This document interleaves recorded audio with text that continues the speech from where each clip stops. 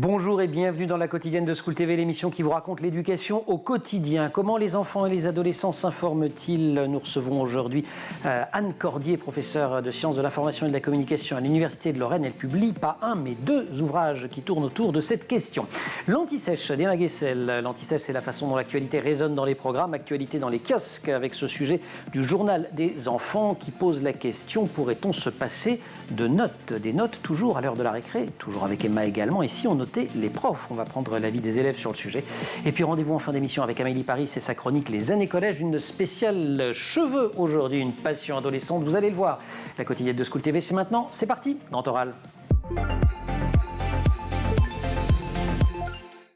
Il y a une collection qui s'intitule Mythes et réalité aux éditions Red. C'est s'il y a bien un sujet sur lequel elle devait se pencher, c'est celui du rapport entre les enfants et les écrans, sujet sur lequel à peu près tout le monde a un avis, de préférence assez tranché. C'est chose faite et de belle manière sous la houlette de deux chercheuses, Séverine Erel et Anne Cordier. Anne Cordier que nous recevons. Et alors ce qui tombe bien, Anne, bonjour. Bonjour. C'est que vous avez également publié juste là chez CF Éditions Grandir informé. Là, c'est pas un ouvrage que vous coordonnez, c'est vraiment votre travail de recherche. Sous-titre Les pratiques informationnelles des enfants et des adolescents et des jeunes adultes aussi. Donc on va parler avec vous de tout ça. Si vous voulez bien, on commence avec les écrans. On y va. Et après on verra ce qu'ils y regardent sur les écrans, et d'ailleurs on verra s'ils s'informent sur les écrans. L'ouvrage est organisé en 10 chapitres et autant de mythes. D'abord, comment vous les avez choisis, ces mythes? Je peux en citer un ou deux. Les écrans altèrent le développement des enfants et des adolescents. L'usage du numérique fait diminuer l'intelligence des enfants et des adolescents. Ou encore, apprendre en s'amusant avec le numérique, c'est un mirage. En fait, on a choisi ces mythes tout simplement en recensant ce qui se dit, notamment dans les médias. Autour des écrans. Donc vous avez écouté toutes nos bêtises et vous avez dit tiens, on va peut-être faire un bouquin. Tiens, ça ferait un bon livre. C'est un bêtisier géant et on se dit bon alors qu'est-ce qu'on peut en faire?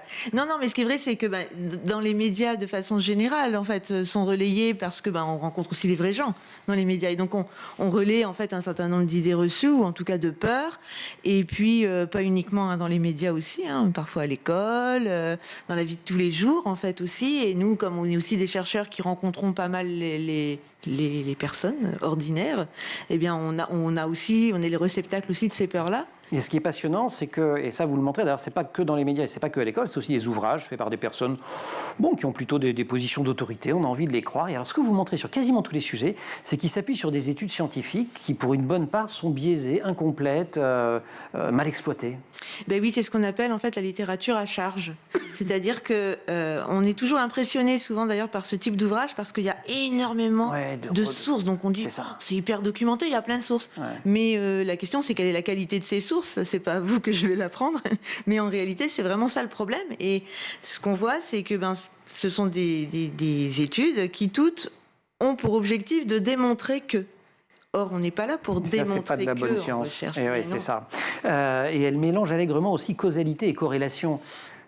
Ça, vous le montrez à plusieurs reprises, donc du type y compris sur... mais ça marche même sur la télé. Est-ce que ça a un impact sur la santé mentale des enfants? Mais en fait, est-ce que c'est pas aussi des enfants qui ont des problèmes de santé mentale, qui regardent plus la télé que d'autres? C'est ça que vous renversez à chaque fois le raisonnement. Exactement. C'est pour ça que, au risque de décevoir, ce qu'on explique dès l'introduction, c'est on ne répondra pas à la question quels sont les effets des écrans sur les enfants, parce que ça ne veut rien dire et que ça ne peut pas s'étudier comme ça, parce qu'il faudrait qu'on puisse isoler d'abord l'enfant. Or, c'est un être social. Il faudrait pouvoir isoler uniquement, entre guillemets, l'activité sur écran. Et ça, c'est pas possible. Et en réalité, on voit plutôt des choses qui sont multifactorielles. En clair, je me sens pas très très bien, donc je vais chercher quelque chose, une sorte d'échappatoire, et ça peut être effectivement un engagement plus important dans une activité vidéoludique. Et on se rend compte, d'ailleurs votre titre le reflète, quand vous dites les enfants et les écrans, qu'une question qui n'est quasiment jamais traitée, c'est qu'est-ce qui se passe sur l'écran. Et c'est pas la même chose que de regarder, vous citez Dora l'exploratrice comme étant un programme éducatif plutôt de qualité, ou de regarder un truc totalement addictif, et ça on pose jamais la question de ce qui s'y passe. Exactement, en fait il y a deux choses. Alors d'abord il y a les écrans. Ce terme les écrans, ça ne veut absolument rien dire. Quand vous allez prendre votre train, vous êtes face à un écran aussi. Donc on est entouré d'écrans. Donc voilà. Et donc ce qui pour nous est important, c'était au-delà de cette question de quel écran on parle, de quelles activités on parle et avec quelles intentions aussi on va on engage ces activités, sachant qu'il ne faut pas non plus. En tout cas, nous on espère qu'on n'est pas tombé dans ce travers-là. Notre objectif n'est pas non plus de dire il y a des bonnes activités et des mauvaises activités. On a le droit aussi de regarder un programme qui n'est pas forcément d'une puissance éducative folle. Mais on se distrait. Mais on se distrait, on prend du plaisir, et puis en fait on apprend quand même, parce qu'on apprend avec des séries télé. Une des questions, c'est aussi ce temps-là, sur quoi il est pris, parce que vous vous rappelez notamment quand la télévision arrive, elle avait pris sur le temps de la radio, sur le temps d'autres pratiques. Voilà, là où ça a commencé à poser problème, c'est notamment ce qu'on appelle la culture de la chambre, c'est au moment où ça a pris sur des pratiques du type le sport, des pratiques sociales, etc. Et où là, d'un coup, ça enferme, quoi. Mais c'est pas automatique. Alors c'est pas automatique, et puis en fait les activités avec les écrans sont souvent des activités sociales. Parce que quand je joue aux jeux vidéo, c'est pour être avec les autres. Quand je m'informe, c'est pour informer les autres. Quand je cherche comment je peux réaliser, je sais pas moi, un dessin, et ben c'est pour après le donner à quelqu'un. Et pour apprendre des choses. Et pour apprendre des choses. Donc ça, il faut vraiment jamais perdre de vue ça. Et toujours se dire aussi que c'est une reconfiguration des espaces-temps qui se jouent devant nous plutôt qu'un remplacement absolu, quoi. Et alors, une des idées que que les chercheurs avec lesquels vous avez travaillé d'ailleurs regardent, c'est évidemment tout ce qui touche à l'information. Et là, vous avez consacré une recherche sur le sujet Grandir informé. On en parle juste après l'anti-sèche, Anne, si vous le voulez bien. Et Emma Guessel. Emma Guessel qui s'informe non pas sur des écrans, mais sur du bon vieux papier, celui sur lequel est imprimé le journal des enfants qu'on aime énormément ici. Journal des enfants, vous nous avez déjà parlé dans l'anti-sèche des notes, du stress que ça peut parfois causer aux élèves, et ça on en parlera absolument tout à l'heure. Là on va absolument parler de cette une sur les notes, mais sur l'école sans notes. Oui, sur l'école sans notes, exactement. C'est un débat qui existe depuis longtemps dans le milieu de l'éducation en France. Supprimer les notes pour privilégier l'évaluation par compétences. En 2015, la réforme du collège portée par Najat Vallaud-Belkacem prévoyait la suppression des notes à l'école primaire. Alors certains collèges l'ont également aussi expérimenté, avec à la place des notes une grille d'évaluation et une appréciation qui va de non acquis à expert. Mais c'est tout de même une exception, parce que dans l'école française, et disons-le, dans la société en général, la note est omniprésente. Marie-Olivier nous avait raconté l'histoire et l'importance des jésuites dans l'histoire de l'éducation. Et quand on s'interroge sur le moment où les notes sont apparues dans le système éducatif, on les retrouve, nos braves pères jésuites. Oui, 16e siècle, à cette époque, donc les premiers élèves à recevoir des notes sont ceux des écoles religieuses, donc dirigées par les jésuites, écoles qui ont pour but de former une élite intellectuelle et religieuse. Et comme elle s'est démocratisée et qu'elle n'était plus uniquement destinée à l'aristocratie, a été créé un système fondé sur le principe de l'émulation. Il y avait deux camps d'élèves, les Romains, les Carthaginois, et l'évaluation de chaque élève était fondée sur le classement qui définissait donc le rang de chaque élève et sa valeur scolaire. Ensuite, à partir de 1880, la notation s'applique dans toutes les écoles, ça va de 1 à 10, et puis 10 ans plus tard, en 1890, petit à petit apparaissent les notes de 0 à 20. Alors on est super fiers du 0 à 20, c'est totalement français. Ah, c'est totalement français. Si vous donnez une note français. sur 20 que vous êtes en voyage, sachez que ça vous désigne you're French. Voilà, il n'y a que nous, parce que c'est vrai que dans d'autres pays c'est très différent. Déjà, le 0 dans d'autres pays n'existe tout simplement pas. En Suisse, en Pologne par exemple, on note de 1 à 6. En Russie, on note de 2, la pire note, à 5, la meilleure. En Allemagne, 6, c'est la moins bonne note, et 1, la meilleure.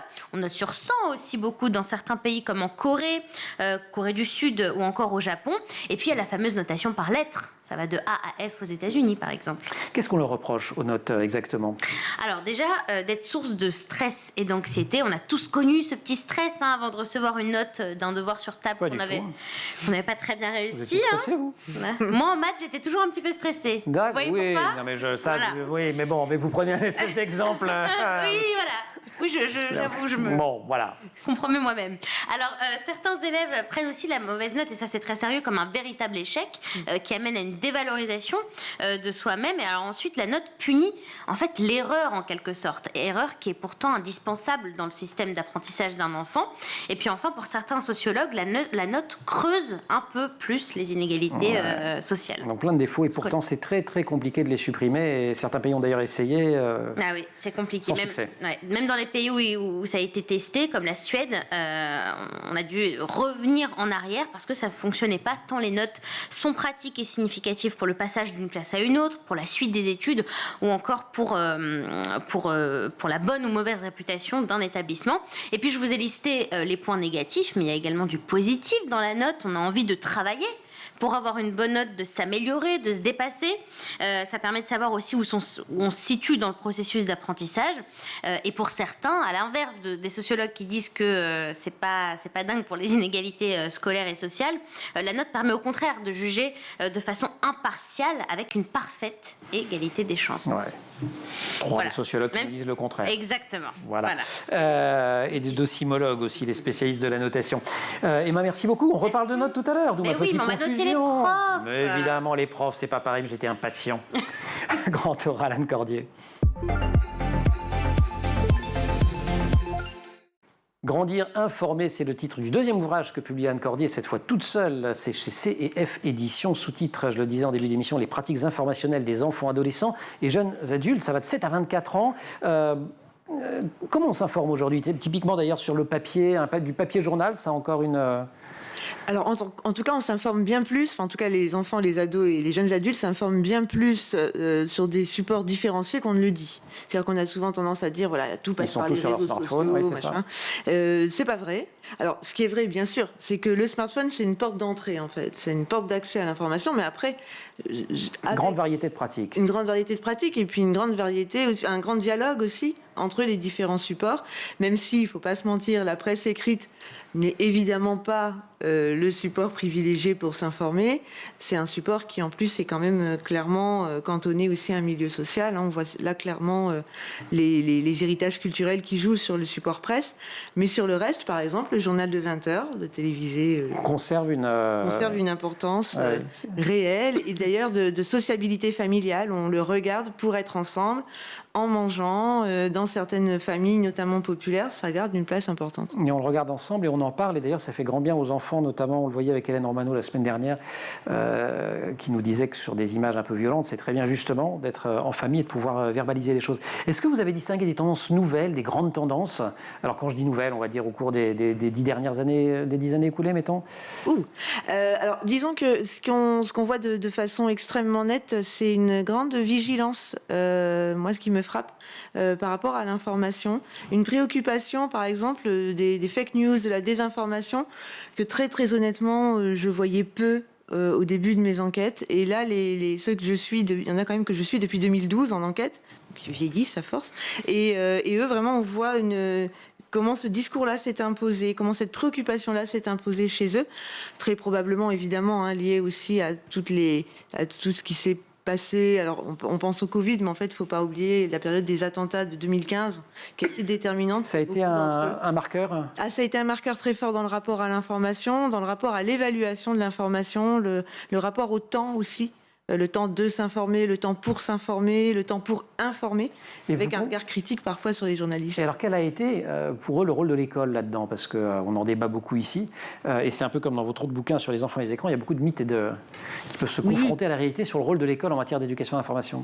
Le souci de l'école en matière d'éducation à l'information, c'est que l'école, elle est porteuse elle-même de mythes autour de ces pratiques-là, et on a souvent tendance à penser que, par exemple, les ados, les enfants, ça ne s'informent pas, ils ne s'intéressent pas à l'information. Le problème, c'est qu'ils s'intéressent à l'info, mais pas à celle à laquelle on pense de façon académique. Effectivement, ils ne sont pas incollables sur la situation de la Palestine aujourd'hui. En gros, voilà. Par contre, ils vont s'informer de façon très précise sur des loisirs, mais aussi sur des sujets de société, le genre, par exemple, c'est quelque chose qui revient beaucoup, les différences sociales. Des sujets qui les touchent, qui les concernent, au fond. Bien sûr, mais en fait, c'est normal. Ce qui les distingue pas beaucoup des adultes, non? D'une certaine manière, parce qu'il y a toute une presse spécialisée qui a toujours vécu. Mais bien sûr, il faut juste comprendre que ce sont des enfants et des adolescents et que forcément, ils vont s'informer pour leur cercle de sociabilité et que, évidemment, à 12 ans, on n'a pas les mêmes centres d'intérêt et donc les mêmes pratiques informationnelles qu'à 20 ans, 30 ans, 40, etc. Est-ce que, comme j'allais dire dans le reste des recherches sur les questions d'éducation, on retrouve des clivages sociaux notamment importants, avec un accès différent à l'information selon les milieux? Oui, en fait, il y a un double clivage. Le premier, c'est la question de la confiance en soi. Alors ça, c'est très frappant, vraiment, et c'est très clivé. C'est-à-dire que les élèves, les ados qui viennent de milieux favorisés, pensent mieux évaluer l'information, se font plus confiance pour évaluer l'information alors que ceux qui viennent de milieux... Ils ne l'évaluent pas forcément mieux, c'est ça? Voilà, alors que c'est pas forcément vrai. Ouais. Mais ils ont une plus grande confiance en eux, alors que les autres vont se dire c'est vraiment possible que je prenne une information fausse pour une vraie. Donc ça, c'est le premier élément et c'est important parce que ça joue dans la façon dont on appréhende l'apprentissage. Et puis le deuxième grand clivage, c'est la culture des sources. C'est-à-dire que on voit dès le plus jeune âge, là où il y avait le journal des enfants, et bien par exemple les enfants de milieux sociaux favorisés, on va voir des abonnements à la presse dans la famille, on va voir aussi une connaissance de sites plus précis. Alors par exemple des enfants qui disent moi avec mes parents on écoute France Info, moi avec mes parents on regarde tel journal. Alors que dans les milieux populaires, cette culture des sources elle est moins présente et moins consciente. Donc on a moins de façons de vérifier, on a moins de tiers de confiance.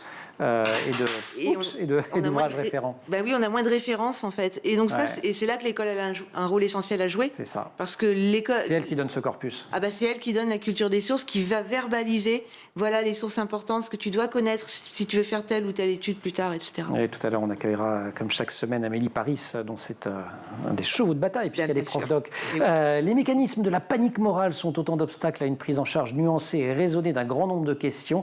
C'est ce qu'écrit Annie Cordier dans son autre livre, donc Pas grandir informé, mais les enfants et les écrans. Je voudrais qu'on en parle de cette panique morale et de son lien avec les sujets des enfants et de l'écran, mais aussi des enfants et de l'information, parce que je pense que ça réunit un peu vos deux sujets du moment. Simplement avant la récré, on va noter les profs.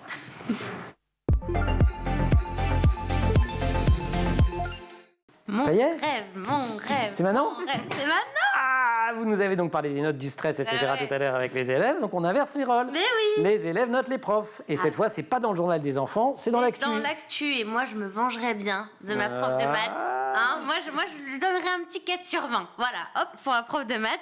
Alors effectivement, donc le journal L'Actu a interrogé les élèves pour savoir ce qu'ils en pensaient de noter les profs. Alors évidemment, il y a des pour. Alors, mais bon, ils sont beaucoup plus fair-play que moi. Par exemple, Zoé, 13 ans, qui est en 5e, elle dit déjà, nous les élèves, nous sommes les mieux placés pour évaluer les profs, puisque ce sont nous qui sommes à leur contact tous les jours. Okay. Ensuite, ça permettrait de s'améliorer, dit Marine, 14 ans, à condition de pouvoir expliquer la note et apporter une remarque constructive. Ce qui est une remarque très pédagogique. Tout à fait. Et ça permettrait aussi aux élèves de s'impliquer davantage, selon Awa, 15 ans, d'avoir mieux conscience du métier de prof, de leur quotidien et des efforts que cela demande chaque jour. Si vous dites qu'il y a des pour, c'est qu'il y a des contre. Alors oui, certains élèves sont sympas et disent on les évalue déjà. J'ai vu passer un inspecteur dans ma classe un jour. Sympa, fair play. Il y a de la chance parce que c'est une fois tous les 10 ans dans le secondaire. Exactement, il y a de la chance cet élève-là. Ce sont les jours-là. Et Raphaël, 14 ans, dit qu'il ne se sent pas assez mûr pour être objectif, si c'est pas trop mignon ça. Ouais. Et il a peur que ce soit le cas pour d'autres élèves qui seraient tentés de mal noter un prof si ce prof a mis une mauvaise note, par exemple. Ou alors, au contraire, ça n'arrive jamais. Jamais. Ou alors, au contraire, de bien noter un prof pour bien se faire voir. Donc moi, Emmanuel, je vous mets 20 sur 20 parce que je suis une faillotte et que je veux bien me faire voir. Mais vous me mettez 20 sur 20 parce que je suis un super animateur, parce que je sais avoir des chroniqueuses extraordinaires dans cette émission, et c'est ma qualité première. Vous vous êtes mis un 20 sur 20 à vous-même. Allez, grand oral, Anne Cordier.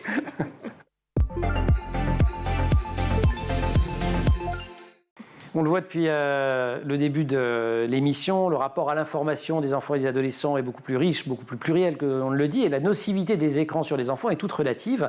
Et pourtant, sur un sujet comme sur l'autre, il y a des discours extrêmement tranchés. Anne Cordier, vous expliquez que tous ces discours ont pour objectif de créer des paniques morales. Et vous en rappelez la définition ? Oui, alors la panique morale, en fait, c'est un concept qui vient de Stanley Cohen, 1972. Là, c'est pour montrer quand même que... Vous avez bossé, chercheuse, voilà. Prof en sciences de l'information et de la communication, Université de Lorraine, c'est du robuste. Non, mais c'est important, en fait, c'est important de situer. Donc, en fait, ça vient des années 70. Et alors, c'est lié à une petite histoire, en fait. On est dans la banlieue de Londres, et en fait, deux bandes de jeunes opposés, une de milieu social favorisé, une de milieu social populaire. C'est les mods contre... C'est ça, contre les folks. Contre les folks. Et donc les deux s'opposent. Alors, il voulait montrer que... Mais moi aussi, je voulais montrer en vous regardant que j'ai lu. 20 sur 20, je vous ai lu. Bravo. J'ai lu. Bravo. Et donc en fait les deux bandes s'opposent et suite à cet affrontement en fait il y a tout un... Aujourd'hui on dirait un buzz médiatique qui se met en place et évidemment on dénonce ces tenues farfelues, ces jeunes avec ce vocabulaire relâché, etc. Et là vont émerger des figures qui sont ce qu'on appelle les entrepreneurs moraux, c'est-à-dire des gens qui vont venir crier, c'est des Cassandres en fait, qui vont venir dire attention, qui vont crier à la perte de valeur. C'est un scandale tout fout le camp. Voilà, rien ne va plus mon petit monsieur. Et en fait ça, c'est un phénomène qu'on appelle les paniques morales, mais qui n'est pas nouveau du tout, parce que on retrouve dans l'Antiquité, donc Emma, la prof de maths, n'était pas née. Elle sévissait pas encore. Et bien dans l'Antiquité, on retrouve en fait des textes de panique morale autour de l'écriture. Et là, on nous dit perte de mémoire, perte de valeur, perte de lien social, perte de la concentration à cause de l'écriture. Regardez comme aujourd'hui, on dit tout l'inverse sur l'écriture, mais regardez surtout comme aujourd'hui. On dit la même chose des écrans. La même chose des écrans. C'est un copier-coller. Et il y a 30 ans, on disait la même chose de la télé. C'est ça. Et on a dit la même chose des yéyés, etc., etc. Et ça, voyage dans le temps, ça permet tout ça aussi de masquer d'autres sujets. C'est ça que vous dites, c'est que pendant qu'on est en train de choisir des boucs émissaires, et que ces entrepreneurs moraux, comme vous les appelez, choisissent des boucs émissaires, ben on ne cherche pas à comprendre quels sont les phénomènes qui font que, effectivement, certains ou certaines s'informent mal, que, effectivement, dans un certain nombre de situations, et c'est pas tellement le problème des écrans, mais il y a des jeunes en souffrance, avec des troubles du comportement, des troubles des apprentissages, etc., etc. Exactement. Le problème, sans jeu de mots, c'est que ça fait des écrans de fumée, en fait. C'est que très concrètement, on ne prend pas en charge le véritable problème, on ne pointe pas ce qui véritablement est la cause du problème. Mais qui quand même bien souvent tourne autour des inégalités sociales et de l'organisation de la société. Les inégalités sociales, le manque de, alors parfois de confiance, mais le manque de capital économique aussi, ou culturel, etc. Et le problème, c'est que derrière, il y a une démission éducative ou pédagogique. C'est pas de ma faute, c'est la faute à l'écran. Eh oui, c'est ça. Rôle des parents, rôle de l'école, hein, ça c'est quelque chose qui revient dans les deux bouquins. Oui, essentiel. Et alors là aussi, qu'on arrête de dire que ces jeunes sont complètement coupés du monde, que ça les intéresse pas de s'insérer dans la société, pas du tout. Les grandes figures tutélaires dont ils nous parlent tout le temps, ce sont leurs parents, ce sont aussi les fratries, ce sont aussi les grands-parents. Dans Grandir informé, par exemple, il y a plein d'adolescents ou de jeunes adultes qui racontent le rôle déterminant du grand-père le jour du 11 septembre 2001, parce que ce moment-là où on voit dans la cuisine, à la télé, un avion rentrer dans une tour, on ne comprend pas ce qui se passe quand on a 6 ans. Et à 20 ans, Flavien, par exemple, lui, il se souvient que son grand-père, heureusement qu'il était là, pour lui expliquer, pour lui raconter. Et ça fait en fait des moments qui sont des moments pivots dans le rapport à l'information. Ça marche avec des choses pas gaies comme les attentats, mais ça marche aussi avec la Coupe du Monde, ça marche avec un concert qu'on va avoir vu aussi et dont on va avoir avec la Coupe du Monde, avec la Coupe du Monde, surtout quand on était argentin cette année, mais enfin c'est pas grave. Des changements, des nouveautés, ça fait longtemps que vous les suivez?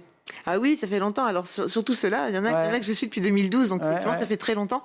En fait, ce qu'on voit, on voit des choses très intéressantes. C'est vraiment le rapport entre ma vie et l'information que je consomme ou que j'ai envie de partager. Mais ça, c'est lié au fait qu'ils grandissent. Alors, c'est lié au fait qu'ils grandissent, mais c'est lié aussi au fait qu'il y a une évolution du paysage informationnel. On a des applications aujourd'hui qui donnent accès à des titres de presse, et en fait, on voit beaucoup de jeunes lire la presse, bien plus qu'on ne le dit. Ils lisent pas la presse papier, ok, mais en fait, ils lisent la presse via des applis. Ils voient les alertes sur les réseaux sociaux. Exactement. Et c'est là qu'on a un rôle à jouer. C'est-à-dire que c'est là qu'on a un rôle pour leur dire regarde, tu vois, là, tu lis la presse. Et donc là, c'est une pratique qui est tout à fait légitime. Parce que le problème qu'on a, c'est qu'ils ont tout le temps l'impression qu'ils s'informent mal. Donc c'est important qu'on leur redonne confiance en fait dans leur pratique d'information pour pouvoir évidemment les accompagner pour aller toujours plus loin évidemment et progresser. Grandir informé, c'est chez CF Éditions. Les enfants et les écrans, c'est alors que vous avez coordonné avec Séverine Red, je le précise, c'est aux éditions Red. Il y a un tas de chercheurs, Grégoire Borst notamment, qu'on a déjà reçu ici. Qui d'autres, je les ai pas tous notés. Mais enfin bref, c'est un ouvrage collectif absolument passionnant qui désosse aussi et qui démontre. Je crois qu'il y a une étude sur laquelle les gens s'appuient qui a été faite auprès de 79 personnes. C'est ça. C'est un truc génial, quoi. C'est incroyable. C'est vraiment le côté selon une étude américaine. Anne, merci beaucoup. Vous restez avec nous. On va s'intéresser à un sujet qui passionne les jeunes dans les médias, leur coupe de cheveux. Emma, vous cédez la place à Amélie. Avec plaisir. Les années collège.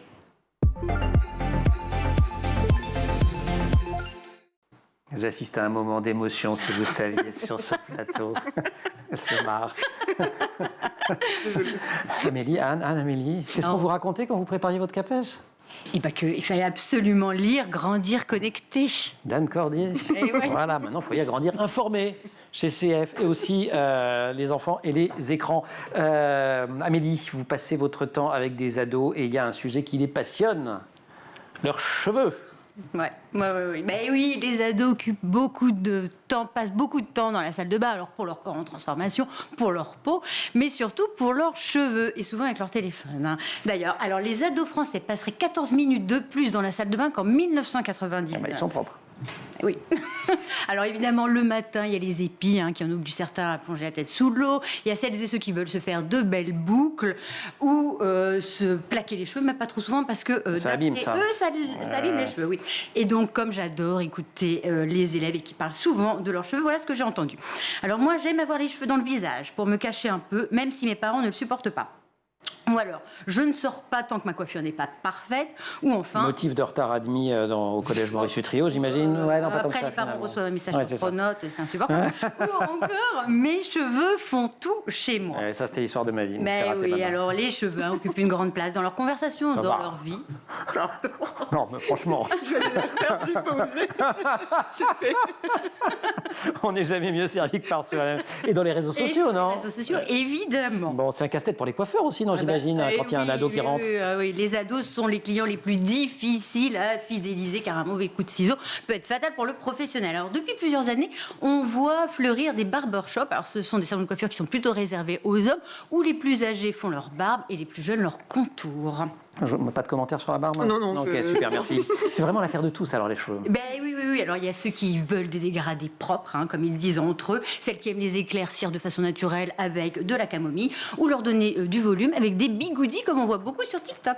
Et puis il y a celles qui mettent en scène également toute leur créativité Mais capillaire. oui, il y a tous Certaines le ceux font et avec le celles- maquillage d'ailleurs aussi. Mais oui, Les on grandes voit adolescentes souvent, comme Marine Plantec. Oui, on voit souvent des ados faire preuve de créativité, donc sur les réseaux sociaux. Et les marques ont bien compris cet engouement des ados pour leurs cheveux, qui utilisent en moyenne 5 produits différents. Alors parmi lesquels on a bien sûr shampoing après shampoing, crème hydratante, masque, huile, et puis un produit qui est très important aussi pour eux, à votre avis Emmanuel?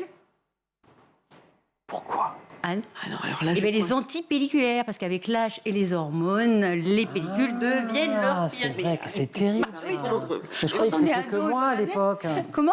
À l'époque, je croyais que c'était que moi. Ah mais non, ça existe toujours aujourd'hui, mais heureusement, maintenant, il y a plein de produits qui existent. Bon, vous savez tout maintenant. Hein. Et si vous racontiez les préoccupations, ça les poursuit jusqu'au CDI, en vous fait, en parlent à vous? oui, au CDI, ils ne parlent que de leurs cheveux. Parfois, je les D'accord. surprends parce qu'ils aiment bien se cacher un petit peu. Et je les surprends en train de se coiffer entre eux, parfois même de sortir leur peigne. Donc, j'en ai eu assez. Et comme sortie de fin d'année, je les ai emmenés voir l'exposition des cheveux et des poils. Mais qu'est-ce que c'est éducatif, ça, c'est absolument extraordinaire. C'est une belle expo, c'est au musée des Arts Décoratifs, c'est ça? Oui, c'est ça, c'est jusqu'au 17 septembre. Donc, c'est une exposition qui est consacrée à la coiffure et à la pilosité. Donc, dans le monde occidental, avec plus de 600 œuvres du 15e siècle jusqu'à aujourd'hui. Et elle parle évidemment de la mise en scène de soi, comme les ados font sur les réseaux sociaux. Et je reprends Denis Brunat, qui est le commissaire de l'exposition, qui dit: on ne s'habille pas, on ne se rase pas, on ne se coiffe pas, on ne se laisse pas pousser la barbe, rien que pour soi, mais aussi pour les autres. Et l'expo aborde aussi la question des métiers et des savoir-faire. Exposition qui tombe pile poil. Exactement. C'est Amélie qui a prévu de me faire dire un truc Je drôle. l'avais C'est pas de moi, elle l'a écrit. J'osais pas le faire. Ils ont aimé l'expo alors? Ils ont beaucoup aimé, notamment les coiffures féminines du XVIIIe siècle, quand les femmes se mettaient des coussins sous leurs cheveux et pour donner du volume, et qu'elles se crêpaient les cheveux par-dessus, elles ornaient leur coiffure de fleurs fraîches. Et alors moi, je ne savais pas non plus, mais il y avait des petits flacons remplis d'eau qui étaient cachés aussi sous les cheveux pour que les fleurs puissent tenir le plus longtemps possible dans la soirée. Wow. Et puis il y a tous les accessoires aussi qu'ils ont aimés, comme par exemple la tasse pour les moustachus. Voilà, les tasses à thé pour les moustachus. Ça, j'ai vu ça il n'y a pas longtemps. Ouais. Et puis le lieu qui est sublime et la scénographie. Ouais, j'avais vu ça, c'était à Limoges, au musée de la céramique, les tasses pour les moustachus. Et donc, si cette histoire de cheveux nous intéresse et vous intéresse, on peut vous recommander cette exposition pour ados et adultes. Des bouquins, pas de bouquins aujourd'hui? Si. Il y a toujours des bouquins avec vous. Ouais, Oui, voilà. Le livre de Michel Messu, un ethnologue chez le coiffeur, qui est paru chez Fayard en 2013 et qui propose une très belle enquête sur l'importance des cheveux et donc aussi l'importance des salons de coiffure. Merci beaucoup. C'était formidable. Et alors, vous lisez Éducation à l'information, Anne Cordier? Évidemment, je lis tout d'Anne Cordier. C'est ma référence. Anne, merci beaucoup. Merci à toutes les deux. Merci aussi à l'équipe. Si Marine Plantec me glisse le compte Insta où elle fait des super trucs de maquillage, je peux même le donner à tout le monde. Non, je ne l'aurais pas. Elle a préparé cette émission, assistée par Emma Frari, au maquillage Laure Demont, Thibaut Goury-Lafont pour le son, Ulysse Touré pour la réalisation. Vous restez sur School TV, on se retrouve nous en permanence sur Internet et sur les réseaux sociaux.